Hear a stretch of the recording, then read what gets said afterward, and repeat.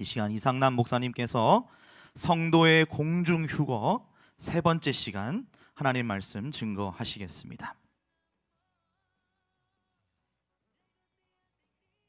영혼의 양식 하나님의 말씀 구약성경 창세기 5장 21절 말씀부터 27절까지 함께 합독합니다. 여러분 다 성경을 찾으세요. 창세기 5장 21절 말씀부터 27절까지 우리 큰 목소리로 합독하겠습니다. 에녹은 65세에 무두셀라를 낳았고 무두셀라를 낳은 후 300년을 하나님과 동행하며 자녀를 낳았으며 그가 365세를 향수하였더라. 에녹이 하나님과 동행하더니 하나님이 그를 데려가심으로 세상에 있지 아니하였더라.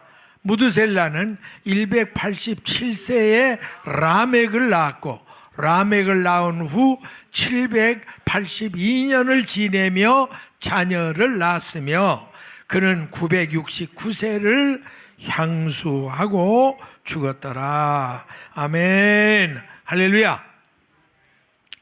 자, 우리는 그동안 두 차례에 걸쳐서 성도의 공중휴거에 대한 기본 이해, 그리고 성도의 공중휴거의 시기에 관한 말씀을 함께 공부해 왔습니다.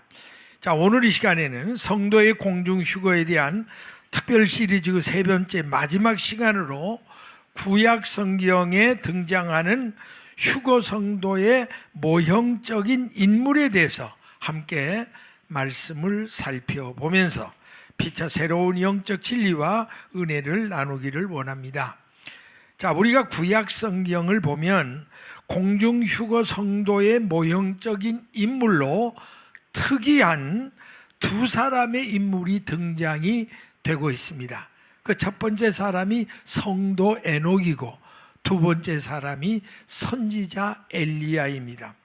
자, 그런데 우리는 성도 에녹을 통해서는 장차 공중휴거에 참여할 자의 자격에 대한 교훈을 배울 수가 있고, 선지자 엘리야를 통해서는 장차 공중휴거 때 이루어질 신비한 현상에 대한 교훈을 우리가 배울 수가 있습니다. 자, 그래서 오늘 시간 우리 첫 번째로는 공중휴거 성도의 모형적인 인물로 등장한 성도 에녹의 생애를 한번 함께 살펴보기를 하겠습니다. 자, 우리 창세기 5장 21절부터 24절까지 우리 이 말씀 한번 같이 합독하시겠습니다. 에녹은 65세에 무드셀라를 낳았고 무드셀라를 낳은 후 300년을 하나님과 동행하며 자녀를 낳았으며 그가 365세를 향수하였더라. 에녹이 하나님과 동행하더니 하나님이 그를 데려가심으로 세상에 있지 아니하였더라. 자, 오늘의 말씀 속에는 말세 공중휴거 성도들이 반드시 알아야 할 종말복음의 황금 같은 진리와 숨겨진 종말 계시의 주옥 같은 진수들이 가득 차 있습니다. 따라서 우리는 이 말씀 가운데서 가장 중요한 두 가지의 질문에 대한 해답을 차례대로 파헤쳐 보면서 피차 새로운 깨달음과 은혜를 나누기를 원합니다. 자, 오늘 우리 첫 번째로 생각할 문제는 성도 에녹은 언제부터 하나님과 동행하는 경건한 신앙의 사람으로 변화될 수 있었는가 하는 겁니다. 자, 오늘 우리 창세기 5장 21절 22절을 다시 여러분 눈여겨 보시기 바랍니다. 이 성도 에녹이 어머니 배 밖에 떨어질 때부터 하나님과 동행한 게 아니에요. 그 생의 한 복판에서 어떤 그 충격적인 큰 사건 하나가 있어서 그 사건 이후부터 하나님과 동행하는 삶을 살았다는 거예요. 그럼 그 사건이 뭐냐? 여러분, 제가 오늘 21절 22절을 액센트를 주어가며 읽을 때 여러분이 어디에 액센트가 들어가는가를 잘 들으면 눈치로 알아요. 제가 늘 얘기하죠.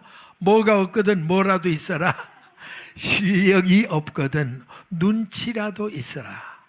자, 제가 읽을 때 여러분 잘 들으시면요, 해답이 있습니다. 에녹은 65세에 무두셀라를 낳았고 무두셀라를 낳은 후 300년을 하나님과 동행하며 자녀를 낳았더라. 자, 여러분 이제 해답을 얻으셨죠? 성도 에녹은 그 나이에 몇 살 때? 65살 때. 무두셀라라는 이름의 맏아들을 낳은 그 사건, 그 이후부터 정확히 하나님과 동행하는 경건한 삶을 살기 시작했다라고 말씀합니다. 그러면 도대체 무두셀라가 태어난 사건과 이 성도 에녹이 변화된 건 무슨 상관이 있느냐? 여기에 아주 깊은 뜻이 있습니다. 본래 이 무드셀라라는 헬라어 이름의 뜻은요, 전 세계적으로 가장 권위 있는 고대 근동 고전어 학자들의 해석에 의하면 그가 죽을 때 쏟아지리라. 한번 따라 하십시다. 그가 죽을 때 쏟아지리라. 네, 그런 뜻이 있어요. 결국 무두셀라라는 이름은 무두셀라가 죽는 날에 하나님이 온 세상을 홍수 심판으로 심판하신다는 걸 얘기해 주신 그런 심판에 대한 예언적인 의미가 담긴 이름입니다. 그런데 사실 우리가 창세기 5장 7장까지 잘 연도를 계산해 보면 놀라운 일은 무두셀라가요 969세를 살고 죽었죠. 그런데 그때가 바로 노아가 600세 되던 때예요. 그리고 노아 홍수 심판이 정확하게 노아 600세 되던 해 노아 홍수 심판이 쏟아진 거예요. 그러니까 하나님의 예언의 정확성에 우리는 정말 경탄하지 않을 수가 없습니다. 따라서 주전 3300년경, 지금으로부터 약 5300년경의 역사 속에 실존했던 성도 에녹은 자기 맏아들 무두셀라가 죽는 날이 하나님의 홍수 심판이 쏟아지는 심판의 날이 될 것이라는 하나님의 종말 배신을 받은 그날부터 매일매일을 오늘이 나의 마지막이 될 수도 있다라는 가정적인 전제와 개인적인 종말 신앙 앞에 자기를 세워놓고 살아가게 된 거예요. 자, 여러분 한번 여러분이 쉽게 생각해 보세요. 여러분이 지금 성도 에녹인데 하나님께서 너 이제 맏아들 에녹이 태어나면 그 에녹이 죽는 날이 세상이 심판나고 끝나는 날이다. 이런 이제 종말 계시를 받았잖아요. 그리고 나니까 에녹이 정신이 번쩍 든 거예요. 아, 내가 이렇게 살아 안 되겠다. 그러면 이렇게 될 거예요. 에녹이 태어나자마자 비상이 걸린 거죠. 이를테면. 왜? 언제도 죽을 수 있잖아요. 태어난 애가. 그러니까 저녁이 되면 반드시 에녹 침대에 가서 자기 무두셀라 침대에 가서 에녹이 기도했을 거 아니에요? 오 하나님, 오늘 밤에도 우리 아들 잘 지나게 해주세요. 그리고 아침이 딱 되면 화장실부터 가겠어요? 커피부터 마시겠어요? 어딜 가겠어요? 무두셀라 침대부터 갈 거 아니에요. 왜? 밤 동안에 죽었나 살았나? 왜요? 죽으면 자기 세상이 끝나고 죽는 날이니까. 이래다 보니까 함부로 살 수가 없잖아요. 그러다 보니까 그때부터 매일매일의 개인 생활, 가정 생활, 사회 생활을 자신의 모든 삶을 하나님의 불꽃 같은 임재 앞에서 하나님의 심판과 죽음을 대비한 경건하고도 정화된 하나님과 동행하는 생활을 해나갈 수밖에 없었다는 사실입니다. 여러분, 우리 인간에게는 두 가지 종말이 있는 거 알죠? 첫째는 개인적인 종말, 두 번째는 시대적인 종말. 여러분, 개인적인 종말이 뭐예요? 내가 죽는 날이죠. 그건 여러분 믿거나 말거나 있는 날 아니에요? 시대적인 종말은 뭐예요? 피로 올릭진 역사의 장을 잡고 주님이 이 땅에 재림한 날이 역사적인 종말이야. 그럼 이 두 가지 종말은 여러분이 인정하든 말든 상관없이 때가 되면 그대로 이루어지는 거예요. 아멘. 아멘이시죠? 그런데 제가 뭘 발견했냐면, 저는 지난 88년도부터 주님이 이 종말 복음을 전해라고 해서 정말 목숨 걸고 이 복음을 전해 오면서 제가 뭘 느꼈냐면, 시대적인 종말을 아무리 외쳐도 사람들이 참고는 해요. 그런가 보다, 정신 차려 믿어야 되겠는데 뭐 그런 각성은 하지만 삶이 변하지는 않더라고, 인격이. 그러나 개인적인 종말 앞에 딱 서면요, 누구나 안 변할 수가 없어요. 예를 들면 오늘 여러분 이렇게 생각해 보세요. 내가 뭐 몇 달 동안 좀 이상했는데 뭐 괜찮겠지 하다 어느 날 병원에 갔어요. 그런데 그 의사가 마지막 딱 MRI 뭐 다 찍어보더니 늦었습니다. 당신 암 사기입니다.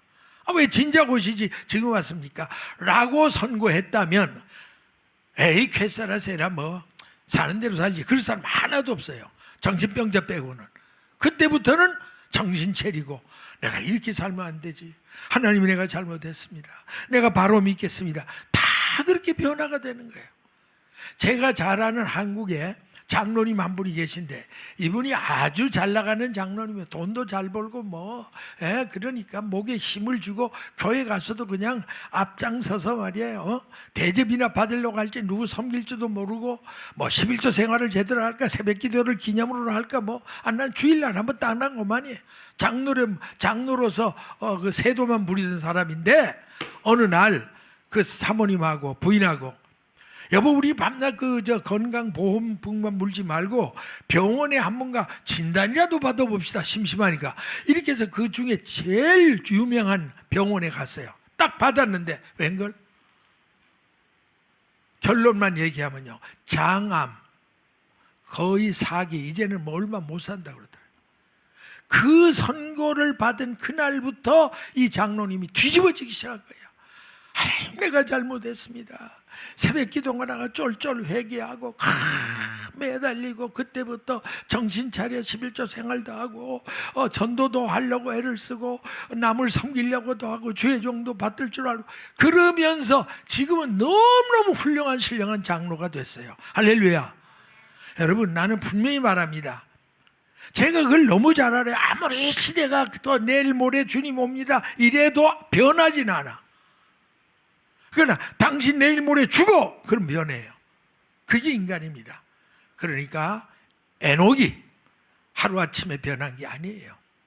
오늘이 나의 마지막이도 마지막 날이 될 수도 있다는 이 개인 종말 앞에 딱 서면서부터 그의 삶이 완전히 획가닥 변화된 줄 믿습니다. 난 오늘부터 여러분들이 새로운 각오를 하세요. 따라하십시다. 주여, 오늘이 나의 마지막 날이 될 수도 있습니다. 아멘이십니까? 여러분, 잠언 27장 1절에 뭐라고 그랬어요? 너 인생아 내일 일을 자랑하지 말라. 하루 동안에도 뭐예요? 무슨 일을 당할지 알 수 있다 없다? 없다. 매일매일을 그분의 임재 앞에서, 개인적인 종말 신앙 앞에 여러분의 삶이 주와 동행하는 삶으로 획가닥 바꿔지는 역사가 일어나기를 주님의 이름으로 축복합니다. 자, 그 다음에 이제 두 번째로 생각할 문제는, 하나님께서 왜 300년 동안이나 이 땅 위에 성도 에녹과 동행했느냐. 여러분, 오늘 창세기 5장 22절 24절 보세요. 무두셀라를 낳은 후부터 자그만치 얼마를 동행했어요? 하나님과 300년을 동행했대. 여러분, 이거 쉬운 일입니까? 우리 인간이, 죄 많은 인간이 하나님과 동행할 수도 없고, 해도 몇 분, 몇 시간 혹은 뭐 며칠, 그건 모르지만 1, 2년도 아니고 300년을 이 땅에서 하나님의 손잡고 동행했다. 엄청난 사건입니다. 이건 누구나 할 수 없어요. 그럼 그게 어떻게 가능할 수 있었는가? 저는요, 이 창세기 5장 이 에녹의 사건에서 참 종말 복음을 너무너무 많이 깨우쳤어요. 그런데 제가 이걸 보면서 제 마음에 뭐 여러 가지 의문이 있었지만 두 가지의 큰 퀘스천, 그게 있었어요. 그때 제가 성령 충만하던 때입니다. 그 성령 하나님께 제가 어느 날 물었어요. 성령 하나님, 제게 대답해 주세요. 에녹이 뭔데 아니 에녹이 에브리바디 모든 사람과 같이 그런 것도 아니고 에녹만 유독히 하나님이 왜 300년 동안 그것도 하늘나라에 데려간 게 아니라 하나님이 이 땅에 출장 나와서 이를테면 에녹의 손을 잡고 300년 동행했다. 왜 그러셔야 합니까? 도대체 에녹이 뭘 보고 그랬습니까? 내가 정직하게 물었어요. 근데 그 두 가지 질문에 성령님이 이렇게 대답해. 사랑하는 종아, 너 연애 심리를 아느냐? 알죠? 연애 심리가 뭐냐? 사랑하는 사람과 떨어지지 않고 오래오래 함께 있기를 원하니 연애 심리입니다. 그래, 맞다. 그러면 내가 에녹을 300년 동안 동행한 이유를 네가 묻는다면 나 한마디로 되면 내가 에녹을 너무너무 사랑했기 때문이다. 그러시더라고요. 뭐 그러니까 제가 할 말이 없잖아요. 아니 하나님이 뭐 그렇게 사랑해서 동행했다는 제가 무슨 의문을 제시해요? 아 그렇습니까? 그러나 하나는 더 대답해 주세요. 그렇게 세상 말로 말하면 죽고 못 살도록 사랑했다면 에녹을 하늘나라 본부로 데려가면 되잖아요. 하나님 그거 뭐 얼마든지, 야 에녹아 나 너 보고 싶어, 하늘나라 올라와, 본부로 불러가. 그래서 하나님 곁에 두고 살면 되는데 그게 아니고 이 땅에 하나님이 내려와 300년을 동행한 의문이 안 풀리는 거예요. 여러분도 그렇지 않아요? 그걸 물었는데 그 대답이 내 생애 가장 큰 충격이었습니다. 뭐라고 대답했냐? 사랑하는 종아, 내가 에녹을 300년 동안 안 데려온 게 아니다. 하늘나라 데리고 오고 싶어도 못 데려왔다 그러더라고. 예? 하나님 못하신 게 있어요. 왜 못 데려갔습니까? 그랬더니 그가 하나님과 동행하는 이 땅에서 천국 사는 훈련이 끝난 사람만이 하나님이 데려가는 건데 이 땅에 천국 사는 훈련이 안 끝났다 이거예요. 에녹으로 말하면 300년 동안이나 기다려줘서 그 하나님과 동행하는 천국 사는 훈련이 끝나고 나니까 데려간 거예요. 야, 저는 그걸 듣고 영계가 다시 한번 확 열렸습니다. 이거구나. 나는 여러분 오늘 중요한 말입니다. 오늘 연세 드신 분들 인생의 연속에 70여 강건하면 80이라도 그렇죠. 근데 8, 90이 됐는데 갈 것 같은데 여전히 오래 사는 분 두 가지예요. 제가 연구해. 하나는 사명자는요 120까지도 가요. 모세 그랬잖아요. 근데 사명도 없이 그냥 자꾸 곧 갈 듯 하면 오래 살죠. 왜 그렇겠어요? 갈 준비가 안 된 거예요. 이거 여러분 깨달으세요. 오늘 이 말씀을 듣는 분 중에 연세 많은 분인데 아이고 하나님 내가 가면 좋겠는데 근데 안 데려가. 왜? 아직도 이 땅에 천국 사는 훈련이 안 끝난 거예요. 천국 들어갈 준비가 안 된 거예요. 그러니까 여러분이 그거를 깨달으셔야 돼요. 그래서 천국도 아무 때나 가는 게 아니라 천국 사는 훈련이 이 땅에서 어느 소정의 기간이 끝나야만 주님이 데리고 가시는구나 하는 것을 우리가 분명히 알아야 되겠습니다. 그래서 오늘 그렇다면 장차 예수님께서 공중 강림 하시는 날 천사장의 나팔 소리가 울려 퍼지는 순간 이미 먼저 죽어 무덤에 묻혔던 성도들을 부활하고 그때까지 죽지 않고 살아있던 성도들 호련히 순식간에 영화로운 몸으로 변화되어 형중휴거 될 때 과연 누가 공중휴거에 참여할 수 있는 자격자인가? 누가 휴거의 대상인가? 이거 정말 중요한 거예요. 나는 오늘 이 말씀을 듣는 여러분들에게 분명히 말합니다. 여러분 휴거 그러면 저도 여러분도 언제 휴거가 있을까 맨날 그것만 생각해요. 솔직히 말해서 여러분 그거 그렇게 중요하지 않습니다. 서로 시찰해봐야 7년 전후예요. 환란 전후에 올라가든 중에 올라가든 말에 올라가든 7년 전후 차이예요. 중요한 건 뭐냐? 언제 와도 휴거할 자격이 있느냐 없느냐.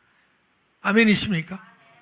여러분 그것처럼 중요한 게 없어요. 그거는 대책도 없이 아무 준비도 없이 아이고 주님 빨리 오셔서 이 코로나 하기 전에 빨리 데려갔으면 안 됩니다. 그건 현실은 도피주의자들이 바른 신앙의 사람이 아니라는 걸 알아야 됩니다.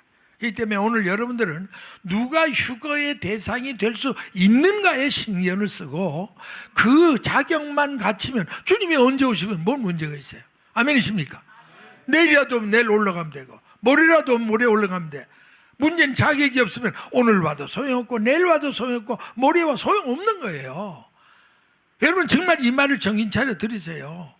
이렇게 목자가 안타깝게 머리가 빠지도록 연기에 들어도 어떤 사람은 귀때기로도 안 들어. 뭐라 그래도 나는 환난전에 올라간다고 이런 도깨비 같은 소리를 하고. 여러분 그러면 안 돼요. 구제불능의 사람입니다. 말씀대로 믿어야죠. 우리가 따라하십시다. 기분대로 믿지 말고 말씀대로 믿자. 아멘. 말씀이 그렇게 말씀했으면 우리가 그렇게 잘못 알아듣더라도 고쳐야죠. 여러분 그러면 공중 휴거 될 때 누가 휴거에 참여할 수 있느냐? 두말할 것도 없어. 성도 에녹을 보면 알잖아요. 성도 에녹이 공중 휴거 성도의 모형이에요. 하나님은 모형 없이 실제로 역사하지 않는다 그 말이에요. 성도 에녹처럼 이 땅 위에 육신이 살아생전 하나님 말씀 성령의 능력으로 자아가 깨어져서 자기 혼 속의 주님을 왕으로 모시고 매일매일 이 땅 위에 주님과 동행하며 천국 사는 훈련, 성령 충만한 삶을 살았던 성도들만이 장차 성도의 최고 최대 최후의 소망인 영광스러운 공중휴거에 참여할 수 있는 영광과 축복을 누리게 될 줄 믿으시면 아멘 하시기 바랍니다. 여러분 우리 창세기 5장 24절 오늘 본문 다시 보세요. 한번 따라 하십시다. 에녹이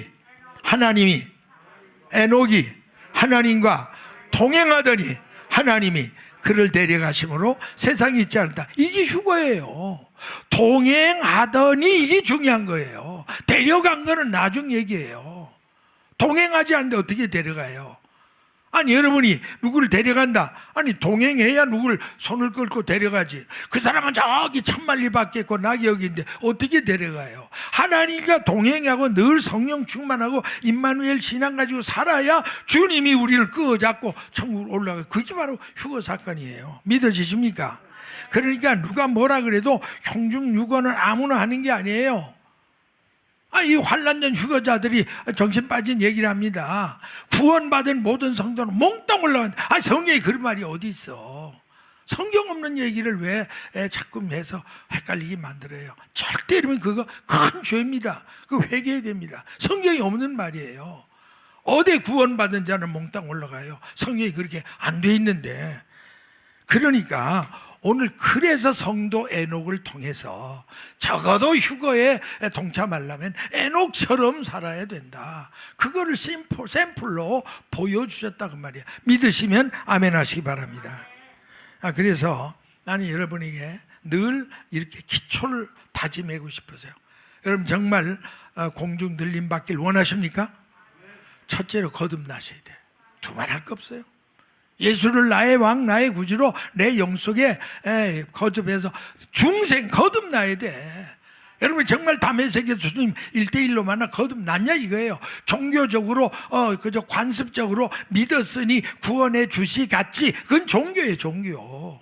착각하지 마세요. 내가 1대1로 주님을 인생의 골목에서 만나야 돼요. 그러니까 내가 거듭나야 돼요. 아멘이십니까? 이게 첫째고, 거듭만 난다고 휴거되는 거 아니에요. 분명히 난 얘기합니다. 자아가 깨어져야 돼. 이게 제일 중요한 거예요. 내 혼이 깨어져야 돼. 그리고 내 혼 속에 주님이 왕이 되셔야 돼요. 그래서 이 땅에 왕의 복음을 사는 자, 주와 동행하는 성령 충만한 삶을 사는 자만이 에녹처럼 하나님과 동행하는 삶의 현장에서 하나님이 데려가시니까 세상에 있지 않더라. 이게 바로 휴거의 사건이다. 아멘이십니까?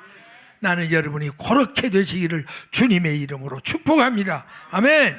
자, 그 다음에 이제 오늘 두 번째로 생각할 문제는 공중휴거 성도의 또 하나의 모형적인 인물로 등장한 선지자 엘리야의 생애.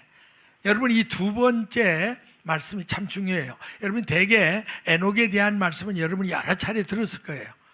근데 엘리야에 대한 말은 여러분이 별로 듣지 않았어요. 오늘 요 대목에서 정신 차리고 들으세요. 열왕기하 2장 11절 이하에 보세요.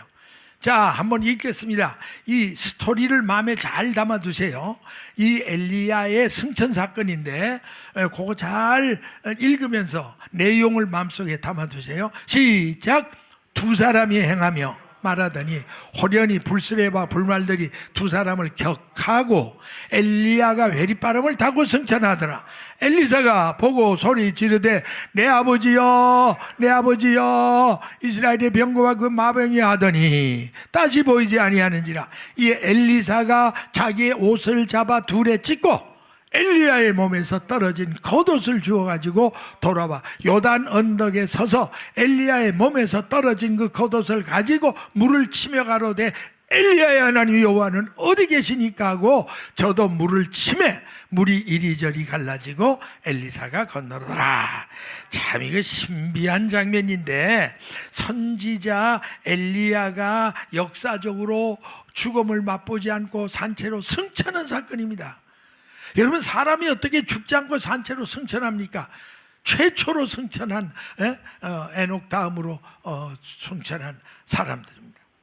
그런데 이 선지자 엘리야의 승천 사건은 영적인 면에서는 예수님의 부활 승천 사건의 모형과 동시에 장차 예수님께서 공중 강림하실 때 이루어질 성도들의 공중 휴거 사건의 모형적인 사실로 보여준 거예요. 따라서 우리는 이미 앞에서 말씀드린 것처럼 여러분 잘 기억하세요. 성도 에녹의 사건을 통해서는 말세 공중휴거 성도의 기본 자격이 무엇인가를 우리에게 가르쳐주고 있고, 아울러 선지자 엘리야의 승천 생애를 통해서는 말세 성도의 공중휴거에 발생하게 될 신비한 현상, 그 비밀에 속한 휴거복음의 영적 진리와 교훈을 우리가 배울 수가 있는 겁니다. 자, 이제 여러분이 엘리야의 생애를 통해 제가 한 3가지 아주 그 신비한 사건을 하나하나 풀어드리겠어요. 먼저 성도의 공중 휴거 시에 어떤 사태가 발생할 것인가, 요겁니다. 여러분 오늘 열왕기하 2장 11절 하반절에 무슨 말씀이 있어요? 보세요. 두 사람은 누구죠? 엘리야와 제자 엘리사가 이제 같이 걸어가서 서로 얘기를 하더니 호련히 갑자기 불수레와 불말이 두 사람을 격하고 두 사람 사이를 딱 이렇게 벌려놓은 거예요. 격하고 떼어놓고 그 말이에요. 따라하십시다. 엘리야가 회리바람을 타고 승천하더라. 할렐루야. 여기서 그 신비가 부르자면 엘리야가 뭐 타고 승천했어요? 회리바람. 근데 이제까지 여러분은 뭐 타고 승천했다고 알아요? 병거 타고. 주의 산지 엘리야 병거 타고 하늘에 올라가던 이를 기억하면, 나도 이렇게 신나게 찬양을 불렀지만 나중 부르고 보니까 그 엉터리 찬송이더라고. 누가 그 지은 사람이 아주 성경에는 모르는 사람이에요.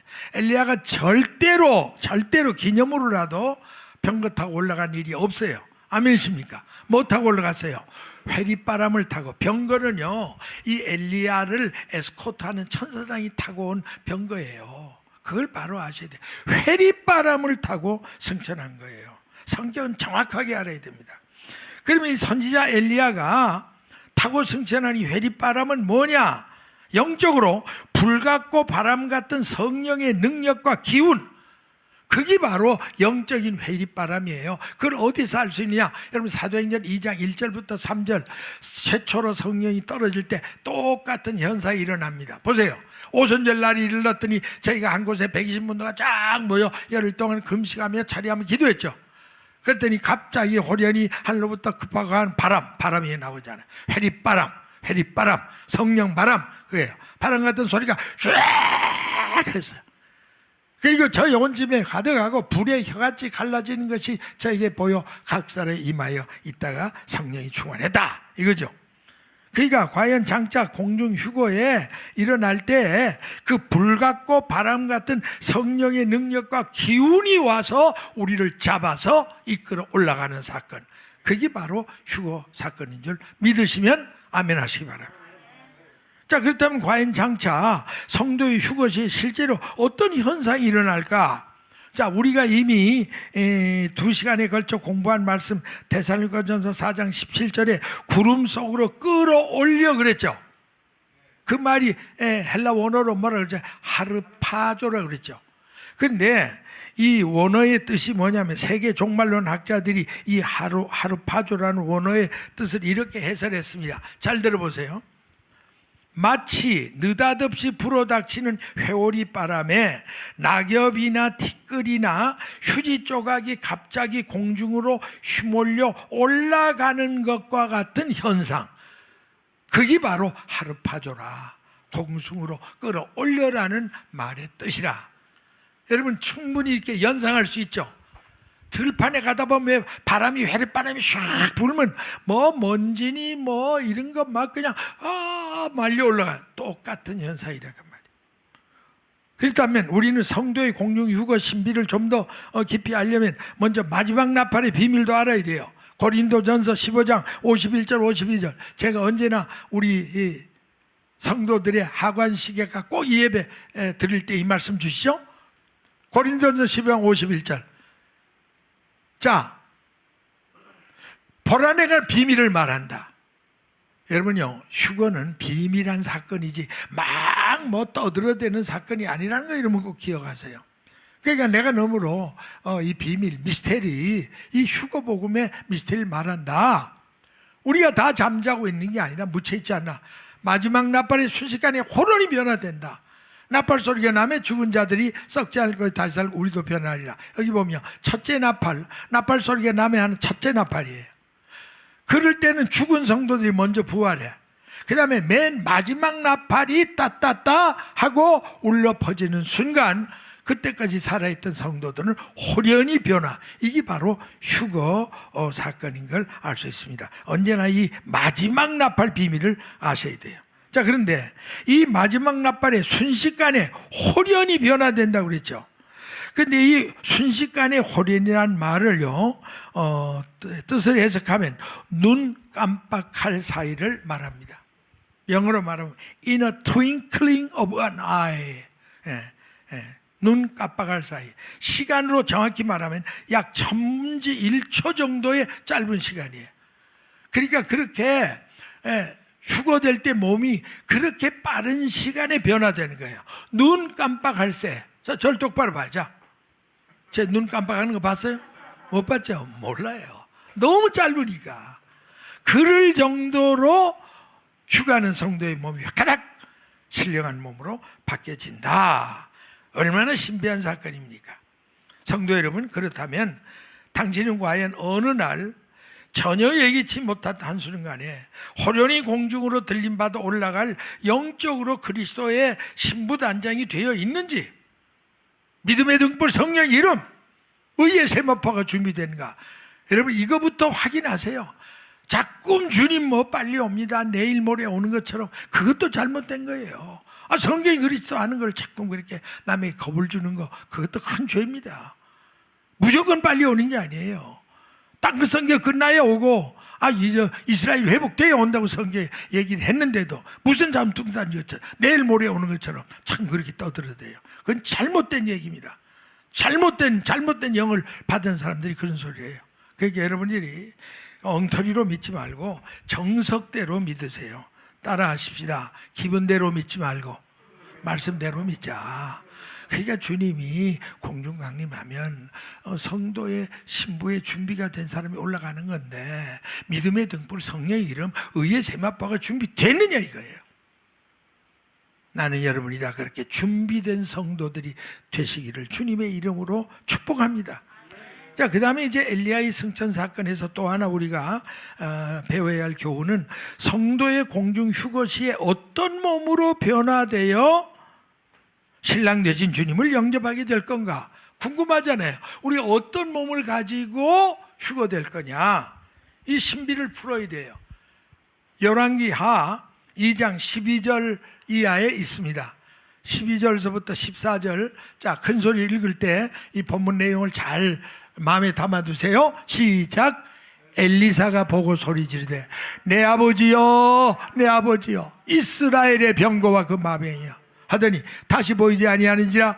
이 엘리사가 자기의 옷을 잡아 둘에 찢고 엘리야의 몸에 떨어진 겉옷을 주워 가지고 돌아와서 요단 언덕에 서서 엘리야의 몸에 떨어진 그 옷을 가지고 물을 치며 가로되 엘리야의 하나님 여호와는 어디 계시니까 하고 저도 물을 치매 물이 이리저리 갈라지고 엘리사가 건넜다. 자, 이 말씀이죠. 여러분 이 말씀을 통해서 보면 선지자 엘리야가 회리바람과 같은 성령의 기운에 이끌려 육체가 공중으로 들려 올라가는 순간입니다. 순식간에 육체가 신령한 몸으로 변화되어 올라갔다. 그걸 알아야 돼요. 여러분 이제껏 예를 들면 에녹이 300년 동안 했다가 올라갔다. 죽음을 맛보자 올라갔다니까 육체가 올라간 걸 아는 분들이 많아요. 또 엘리야가 회리바람을 타고 올라갔다 그러니까 육체가 그대로 올라간 걸 전혀 그렇지 않습니다. 여러분 왜 그러니까 아닌가 오늘 그 말씀 다시 보세요. 열왕기하 2장 12절 이하에 보세요. 엘리야가 지금 올라갔잖아요. 잘 보세요. 요거 아주 숨은 비밀이에요.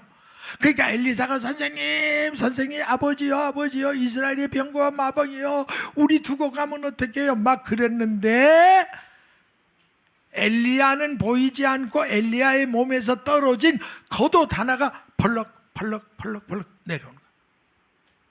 그러니까 엘리야가 그걸 주워가지고 요단강을 치니까 요단강이 갈라지면 건넜다 이런 얘기거든요. 그러면 엘리야의 몸에서 겉옷이 떨어졌다는 것은 육체 그대로 올라갔다는 거예요. 올라가는 순간 영체로 변화됐다는 거예요. 변화됐다는 거예요. 이 신비를 여러분 아셔야 돼요. 여러분 엘리야가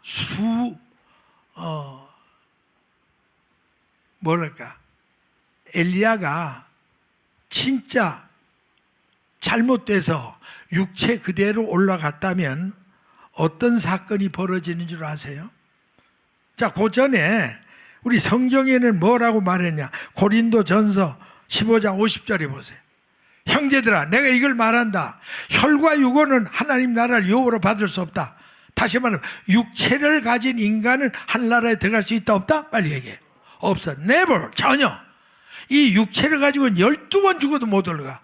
예수님이 하나님인데도 육체 가지고 성경에 하늘나라 못 올라가니까 부활체를 입고 승천한 거예요. 아멘이십니까? 그러니까 예외가 없어요. 그러니까 엘리야도 만약 겉옷 떨어졌다는 그 사건이 성경에 안 기록됐으면 이건 영원히 미스테리예요. 우리가 뭐로 증거할 거예요? 엘리야가 올라갔다. 산채로 올라갔네. 그럼 육체가 올라간 거 맞죠? 근데 아니고 겉옷이 떨어졌다는 거 보니까 올라가는 순간 육체는 변해서 부활체가 됐다는 거예요. 아멘. 그러니까 겉옷은 땅으로 떨어질 수밖에 없다. 이해가 되십니까? 오늘 이거 굉장히 중요한 말입니다. 그래서 우리는 선지자 엘리야의 승천 사건을 통해서 장차 성도들이 공중 휴거될 때 반드시 하나처럼 신령한 몸으로 변화돼야 공중 휴거가 가능하다 하는 사실을 의심 없이 믿으시기 바랍니다. 여러분 만에 하나라도 엘리야가 육체가 안 변한 채 하늘나라 들어갔다 이러면 어떤 일이 생긴 줄 아세요? 그날부터 하늘나라는 화장실을 지어야 돼. 먹고 싸야 되잖아. 엘리야도 그렇죠? 그러면 화장실이 지어지는 그 순간부터 천국은 더 이상 뭐예요? 천국이 아니요.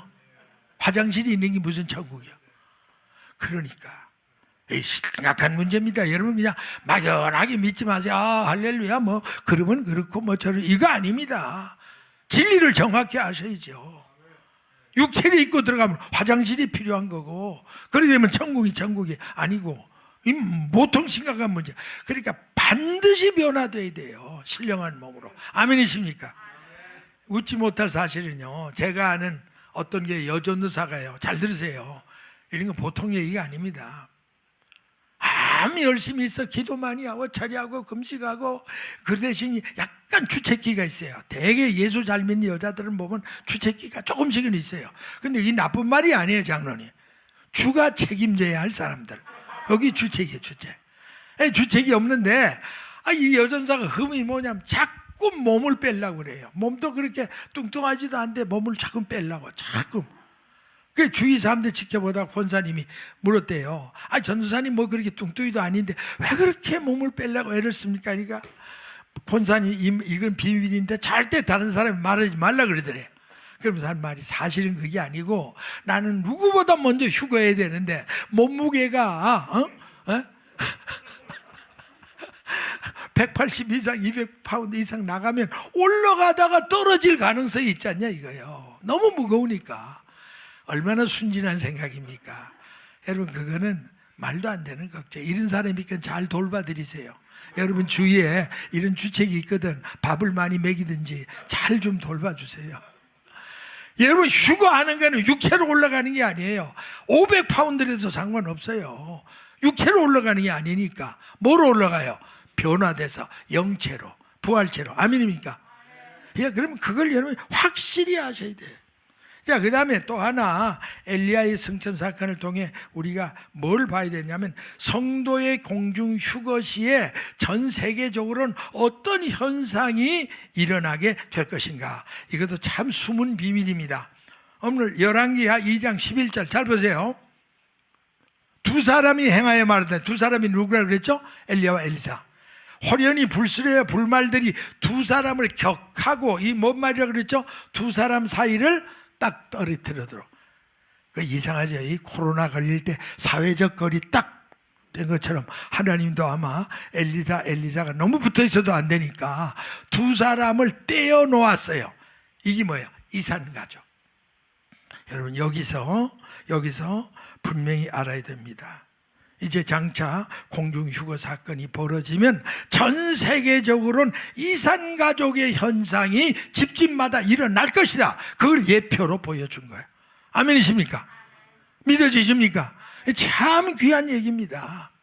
여러분 마태복음 24장 40절 41절 주님이 하신 말씀이잖아요.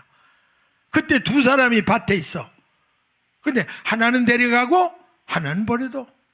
주님이 분명히 얘기했잖아요. 이 이산가족의 현상이 일어날 거를.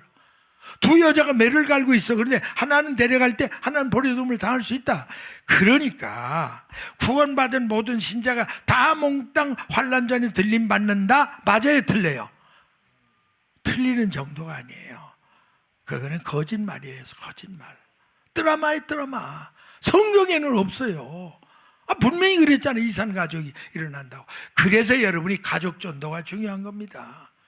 여러분 남편이 올라가는데 아내가 떨어져. 이산가족이에요. 아내가 올라가는데 남편이 버려져. 이산가족이에요. 슬픈 비극이에요. 여러분 이런 비극이 여러분 가정에서 안 일어나려거든 어떻게 해야 돼요? 여러분 부지런히 가족 전도부터 하세요. 아멘. 세계 선교도 중요하지만 내 가족부터 전도해서 남편이 올라갈 때 아내도 함께 올라가야 돼요. 아멘이십니까? 여러분 우습게 알면 안 돼요. 어떤 사람은 옆에 내가 믿을 때 믿겠지 지팔자지 이러면서 전도 안 하는 사람이 있어. 정말 너무 안타까운 사람. 말이 그렇지. 여러분 한 자리에 잠자리를 하던 남편과 아내가 이산가족이 된다면 어떻게. 그러니까 엘리야를 통해 그거 보여준 거예요. 엘리야와 엘리사가 얼마나 가까운 줄 아세요? 막 선생님 아버지요 부르고 별소리 다 하는데도 하나님 딱 때가 되니까 이산가족의 현상이 일어난 이런 것들이 현실적으로 일어날 수 있다. 믿으시면 아멘. 가족전도부터 열심히 하세요. 여러분이 가족전도 하기 싫거든 혼자 사세요. 그러면 상관없겠죠. 어쨌든 여러분 다 가족전도해서 주님 공중 강림하실 때 우리 가족이 다 함께 들림받는 축복이 있기를 주님의 이름으로 축복합니다.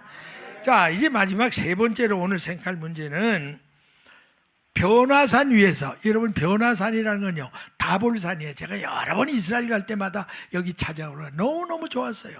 변화산 위에서 환상 중에 나타난 모세와 알리야를 통해 하나님이 휴거복음의 놀라운 진리를 어느 날 제게 깨우쳐 주셨습니다. 참 이거 엄청난 진리입니다.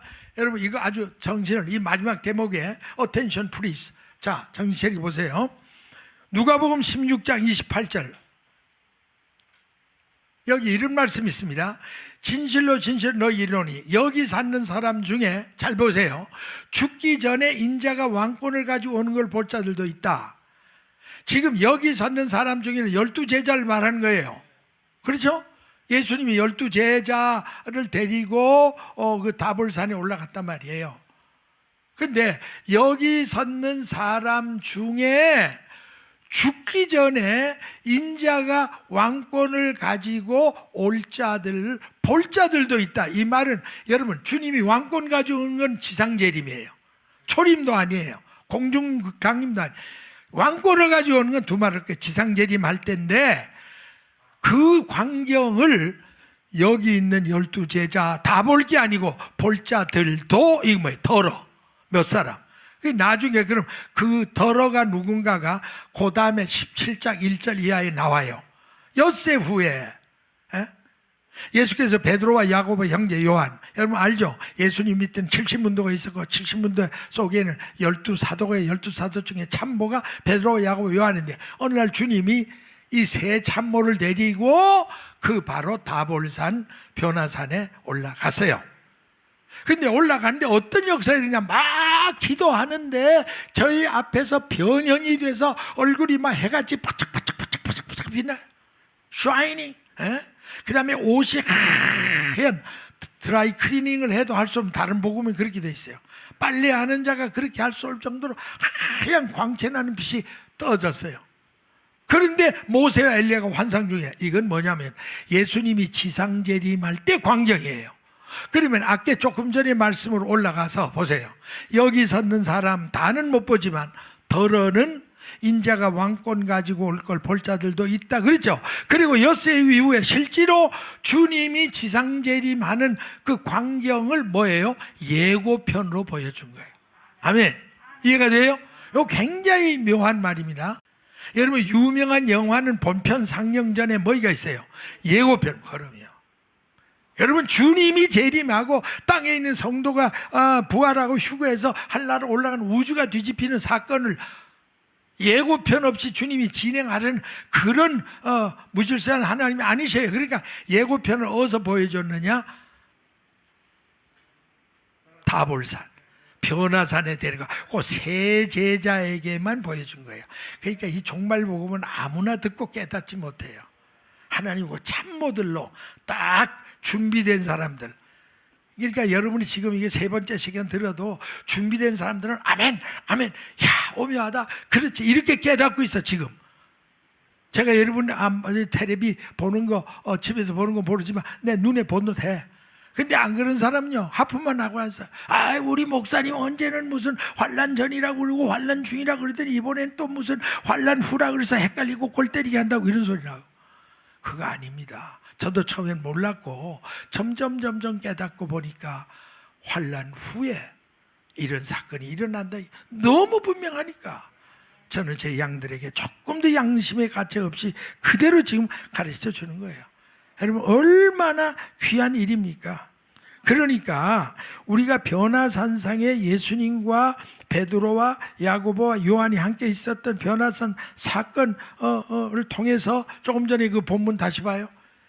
자, 여러분 이제 보세요. 자, 왕권을 가져오는 예고편을 본 거죠. 근데 여기 왜 모세와 엘리야가 나오냐 이거예요. 모세와 엘리야가. 거기 모세와 엘리야가 나타난 그 사건이 오늘 우리에게 뭘 보여주느냐? 자, 여기 두 가지 진리를 보여주는데, 변화산 성의 환상 중에 모세와 엘리야 사건은 장차 예수님이 지상재림할 때 나타날 성도의 부활, 공중 휴거에 대한 사건을 미리 예고편으로 보여준 겁니다. 아멘이십니까? 난 여러분에게 말씀드릴 거예요. 모세가 죽었어요, 안 죽었어요? 빨리 얘기해. 모세가 죽었죠, 성경에. 근데 지금 다볼산에 살아왔어. 그건 뭐예요? 휴거. 그러니까 휴거 성도의 상징이에요, 모세를. 그 다음에 엘리야는 죽음을 맛보지 않고 산채로 승천했죠. 그러니까 뭐예요? 휴거 성도의 모형. 그러니까 주님이 예고편으로 보여준 지상강림의 장면에 모세와 같은 부활자, 엘리야와 같은 휴거자가 한 장면에 나타났다는 거가 우리에게 귀한 역사를 보여준 겁니다. 따라서 모세는 부활 성도의 모형이고 엘리야는 휴거 성도의 모형이라 너무 확실한 거예요. 하나 여러분 제가 더 깊게 들어가 확실하게 보여줄 거 있어요. 이거 깨달으면 사람들이 굉장히 정말 감사하더라고요. 사도행전 1장 9절 이하에 예수님이 감람산에서 지금 부활 승천할 때 대목입니다. 잘 보세요. 자, 한번 같이 읽습니다. 큰 소리로 시작. 이 말씀을 마치시고 저희 보는 데서 올리어 가시니 구름이 저를 가리어 보이지 않게 하더라. 올라가실 때 제자들이 자세히 하늘을 쳐다보고 있는데 흰옷 입은 두 사람이 저희 곁에 서서 가로되 갈릴리 사람들아 어찌하여 서서 하늘만 쳐다보느냐. 너희 가운데 올리우신 예수는 하늘로 올라가신 분 그 광경 그대로 다시 올 것이다. 아멘. 근데 여기 중요한 건 흰옷 입은 두 사람이 누구냐 이거예요. 주님이 부활 승천했어요. 감람산에서. 이제 얼마 안 계시면 부활했던 그분이 감람산으로 다시 오신단 말이에요. 그 오시는 장면을 누가 소개했냐. 흰옷 입은 두 사람이 하늘을 쳐다보고 막 발을 동동 구리는 제자들과 그 120문도들을 향해서 말씀을 준 거예요. 그런 흰옷 입은 두 사람이 뭐냐. 주석가들은요 이걸 모르니까, 이런 영적 세계를 모르니까 거의가 10중 8구가 두 천사라 그래요. 여러분 주석책 뒤져봐요. 99%가 두 천사래. 물론 그렇게도 해석할 수도 있어요. 뭐 그렇게 해석한다고 그건 이단도 아니고 잘못된 거 아니에요. 그러나 사실 여기 흰옷 입은 두 천사가 아니잖아요. 두 사람. 누구예요? 모세가 엘리야예요. 이만 다 틀림없습니다. 모세가 부활자의 대표라니까. 엘리야가 휴거자의 대표예요.